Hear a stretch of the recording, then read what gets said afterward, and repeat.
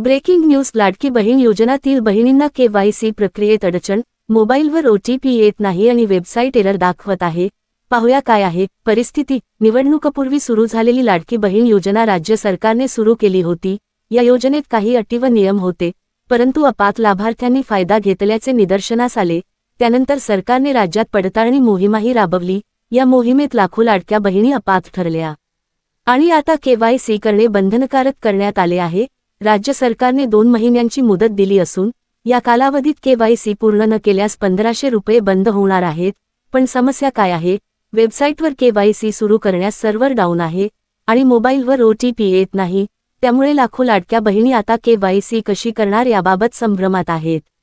सरकारकडून लवकरच उपाययोजना करण्याची आशा व्यक्त करण्यात आली आहे, परंतु बहिणींनी वेळेत KYC पूर्ण करणे अत्यंत आवश्यक आहे. सर्व लाडक्या बहिणींनी आपल्या KYC प्रक्रिया वेळेत पूर्ण कराव्यात, नाहीतर लाभ थेट बंद होऊ शकतो. आम्ही या घडामोडींचा सतत आढावा घेत राहू. उपजिल्हा प्रतिनिधी संदीप तेलंग. आमच्या विदर्भ माझा न्यूज 24 चॅनलला लाईक करा, शेअर करा, सबस्क्राईब करा आणि बेल आयकॉन दाबायला विसरू नका.